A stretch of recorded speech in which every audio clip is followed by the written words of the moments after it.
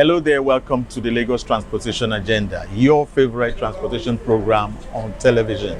My name is Austin Inyang, and as I mentioned in last week's edition of the program, we are continuing our reporting of the 29th annual conference of the League of Airport and Aviation Correspondents, or LAAC for short, held on the 7th of August 2025. As I mentioned last week, the theme is money, financing aviation in Nigeria, the risks, the opportunities, as well as the prospects. And as I also said, it was an occasion of many highlights. Among the many highlights was a lively and intellectually stimulating panel discussion on the issues that were raised in the course of the conference. Funding options, challenges, as well as how to position the industry for greater progress, as well as making it a driver for development in Nigeria.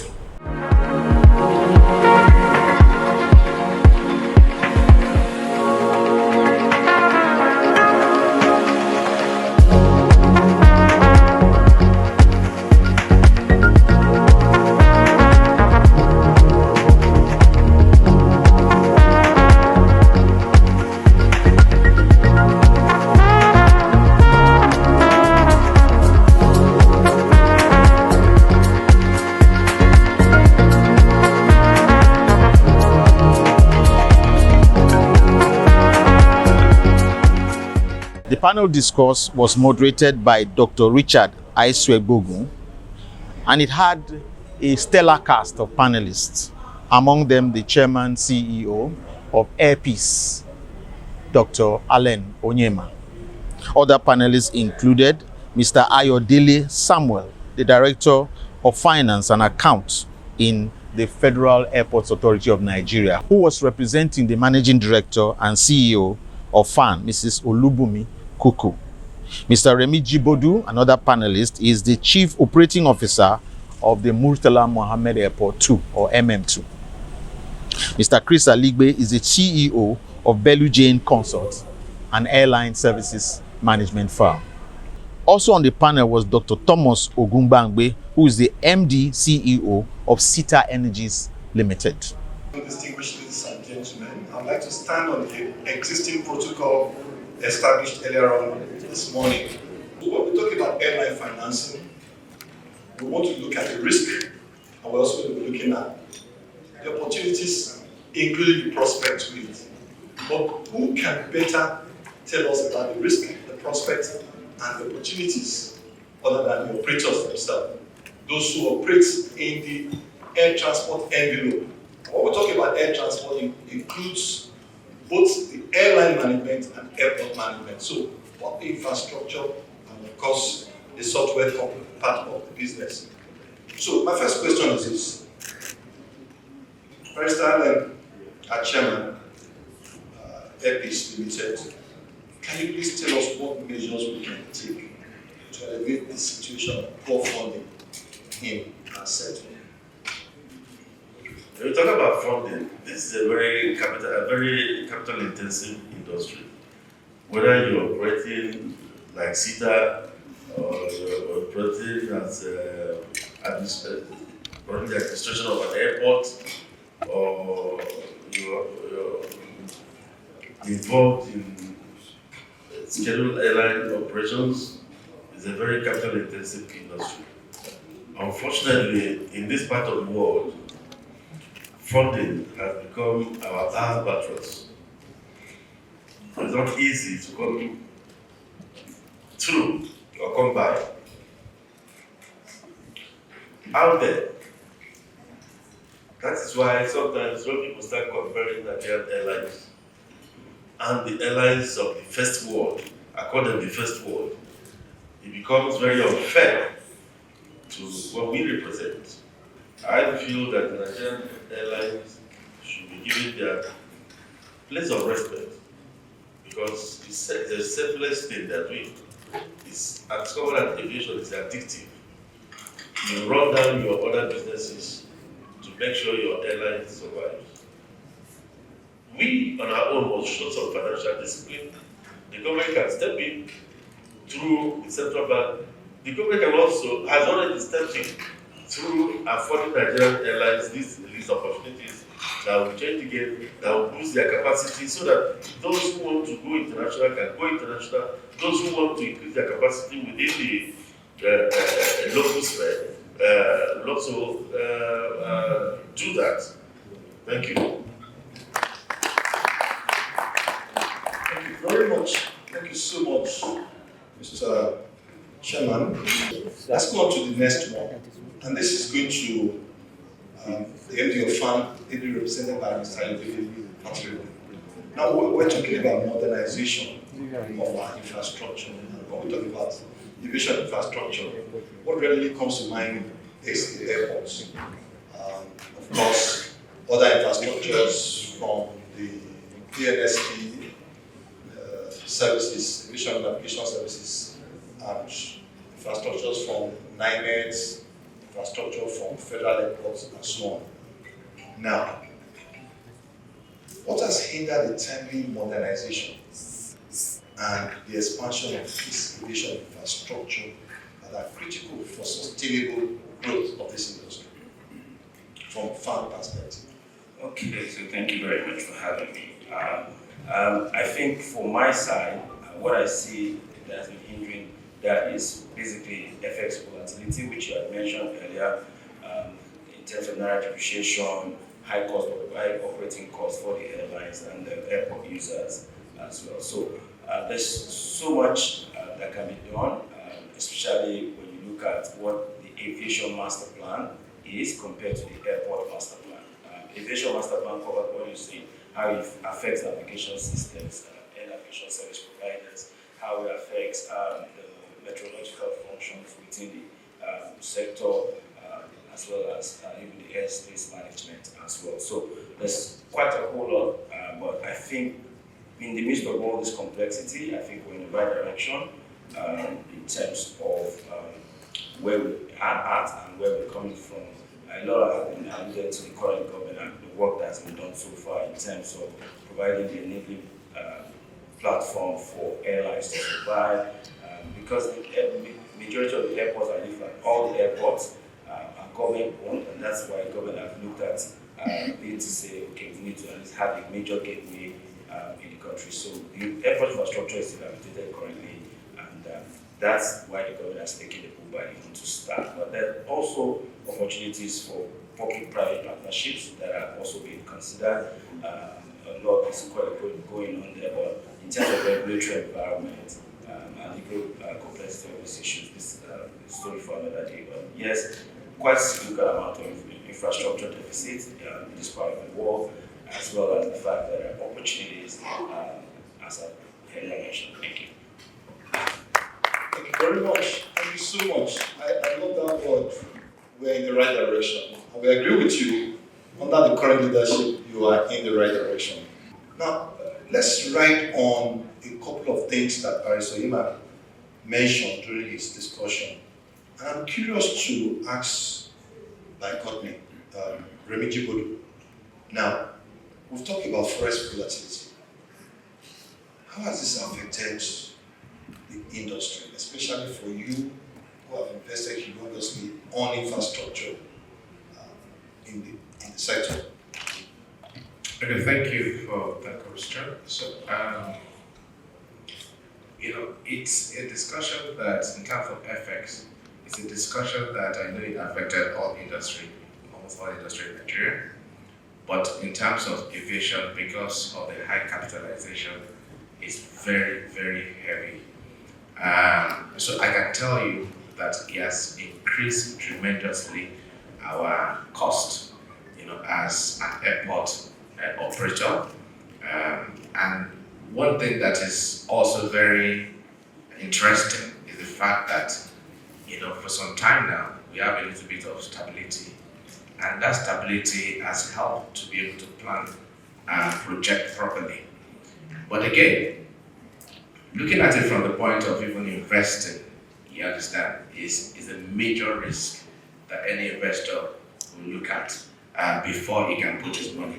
in terms of any investment in airport, any capitalist or investor can invest anything.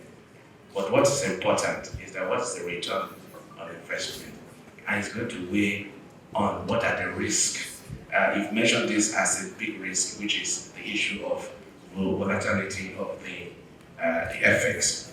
But again, the truth about it is also the fact that if I want to invest in the airport, in terms of the infrastructure, there is no how I can separate the airline, from that calculation. Because the truth about it is that if the airlines are not at the airport, probably we'll talk about it in a shopping complex or something. But the truth about it is that so whatever that's affected the airlines, you must take into consideration while you are investing to build an airport. So if you don't have the figures, and one of those things that are very key is the fact that data is absent. You want to build an airport or you want to invest in an airport and you're looking for data to ensure whether this is profitable, and you start losing everywhere and the data are very inconsistent. So one of those things that I think we should also look at is to be able to have a very formidable data bank, aviation data bank. The major thing for us is that risk in which you are talking about FX has affected us heavily, but it's not independent. It's connected to a lot of other things, because even if you have the stability or you reduce it and you don't have the numbers, it's still 1 times 0 is 0. Thank you. Awesome. Well done. Thank you. Let's go to Chris Aliwe. Chris, now looking at the over 30% interest rates from the banks, do you think the industry can survive? When we say the industry, we're talking about both the airline and the airport, both the infrastructure service provider and other service provider. Can they survive at these interest rates? The industry, the aviation industry, is every subsector is closely linked with each other. And so, for us today, we're in a vicious circle. Whether you're talking airlines, if the airlines are not doing well, the airport is not going to do well. The same ground handling company and everything. So we're in a vicious circle. The critical point for us today, how do we break this vicious circle? For me, the airlines should be the breaking point. How many of airlines earn foreign exchange? How many? Without foreign exchange, you are depending on what you access from the bank. So, I think that if we do not put a laser beam on our airlines and to wake them up, the industry will continue to suffer. You can build a world-class airport. Other airlines will come into that, and you don't have your airline, you will never have a hub in our country. So, Richard, I think that we're in a vicious circle, and we need to break this vicious circle, and the breaking point is the airline. I have noted that. Vicious circle. Yes. Thank you. Thank you, Mr. Ali. Okay, we took a couple of things you said, and we'll summarize them up later on. Let's come to Mr. Thomas. Do you think that we can survive at this 30 and over 30% interest rates? Or how do you think we can push for sovereign guarantee in our industry? The truth of the case is that there is, even apart from the airline business, there is no business that can survive at the kind of interest rate that we go through in Nigeria. There is no business that can survive. The aviation business is extremely, every sector of it and subsector is extremely very capital intensive. It's not the game of the boys, it's the game of men. Basically, I think government also need to do more to be able to stand in gap for the airlines. I know of so many countries in the world where even a private airline will want to go down and government will come in gap to be able to shore. But we don't need to get, to that level before we start, thinking forward. We are brilliant people. We know what is happening around the world, and we can own our own. I think there's a lot government can do to it.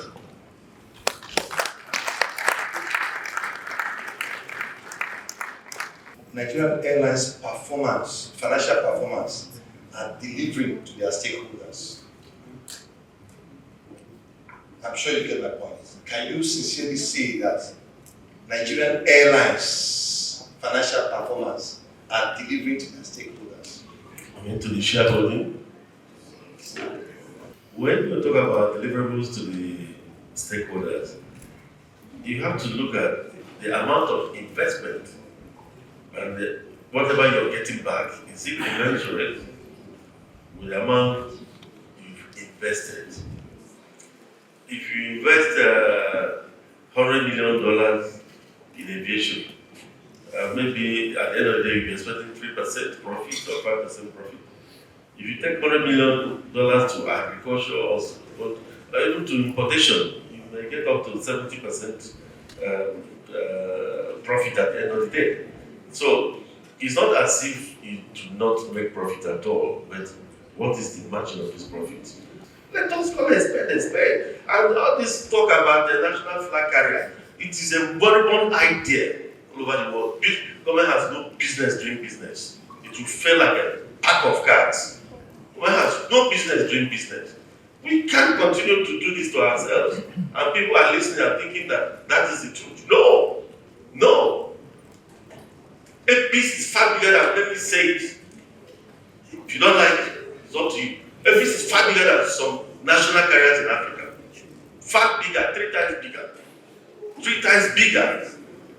Do you know what it took APs to be going to London for 7 years? You're fighting both internal conspiracy, you're fighting foreign conspiracy. My country is stigmatized. What we should continue doing is to elevate our own. And we are carrying the burden of the entire industry. Because if we fail, the industry will continue to fail. It is my prayer, and may God Almighty hearken to my prayers, that every Nigerian airline should succeed. Let us call a spade a spade. The Nigerian airports have the Lagos airport has no,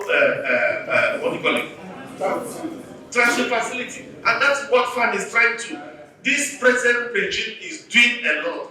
I'm not a politician, but I must praise it when it comes to aviation. They are doing a lot. Even the Olugbo, you call her now, she answered. They want to help the airlines, and they're really helping the airlines. They are servicing us. Things have changed. And I believe that in the next 22 months, this country will have a good airport that we'll be proud of. Welcome on board the newly retrofitted LAAC ferry, where innovation meets comfort on water. As you step onto our state-of-the-art vessel, you'll notice the modern design and enhanced facilities that prioritize your safety and enjoyment. Our retrofitting process has not only upgraded the aesthetics, but also improved the performances of the boat, ensuring a smoother and faster journey across the beautiful Lagos waterways. Feel free to explore the spacious seating areas equipped with comfortable amenities such as life jackets for all passengers, a first aid box, fire extinguisher, all for a relaxing ride. Our knowledgeable crew is here to assist you, making your journey as enjoyable as possible. Join us as we set sail towards a more efficient and eco-friendly future, embracing technology while celebrating the vibrant culture of Lagos. Thank you for choosing LAAC Ferry, where every ride is a memorable adventure. Welcome back, and if you're just joining, this is the Lagos Transportation Agenda, and this week we are continuing our reporting on the 29th Annual Conference of the League of Airport and Aviation Correspondents, also known as LAAC, held in Lagos on the 7th of August 2025. As was to be expected after such a lively, intellectually engaging panel discourse, it was followed by an equally engaging question and answer session in which Participants expressed interest and concern over a wide range of issues, such as the high interest rates of bank loans, as well as accessibility to capital, both local and international, the importance of data, and other issues of concern. So my question is to the panelists: can the aviation industry in Nigeria grow beyond the macroeconomic fundamentals? The purchasing power, the airports that cannot run beyond 6 p.m. So the aircraft or the airlines cannot get more utilization of the equipment. These are some of the fundamentals. Is it possible for our aviation industry to grow beyond these fundamentals? Most heavily populated countries in the world have major global hubs, including smaller countries like Qatar, which has a population of probably 2 million or so. Nigeria is the only country in the world with a population of over 200 million that doesn't have a global hub. Why is that so? Thank you. Aviation Bank in Nigeria, as of today, will not sell. The aviation industry is so weak that they cannot support a bank. For a bank to survive, there must be customers. There must be people who are coming in, clients enough. We cannot support a bank. I mean, reality is reality. Carriers, I agree, cooperation, alliances, that is what the airlines survive. Spread your risk. Reach out to have partners, to have alliances. Expand the economies of scale is critical for airlines. But our airlines have refused this economies of scale. They want to be individual airlines. And in as much as that happens, insofar they will not get the benefit. Another of the highlights of the occasion was the formal launch and public presentation of a publication known as Aviation Watch, which is a compendium of the 100-year history of the Nigerian aviation industry and the journey along the way, as well as the 25-year history of the League of Airport and Aviation Correspondents, LAAC. It was anchored by no other than the Chairman and Chief Executive Officer of Air Peace, Dr. Allen Onyema, and saw substantial donations, both tangible and intangible, pledges of support for the publication. We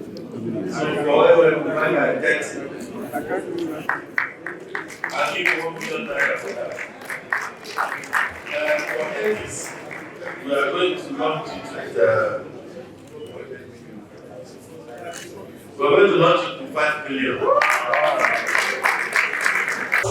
The launch was followed by the presentation of awards to leading stakeholders who have contributed immensely to the development of the aviation industry, and particularly to the work of the League of Airport and Aviation Correspondents. This included individual as well as corporate stakeholders, both in the public and the private sectors.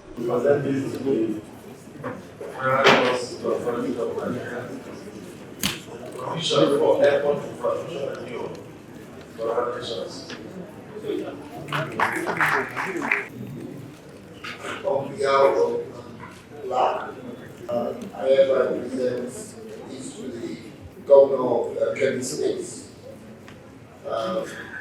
in recognition of their development in the aviation sector. Thank you. And that's our show for today. Thank you for watching. Hope you will join me next week at this time on this station, God willing, when we come with yet another bumper edition of the Lagos Transportation Agenda. Until then, this is Austin Inyan saying, think safety always. God bless you. Bye-bye.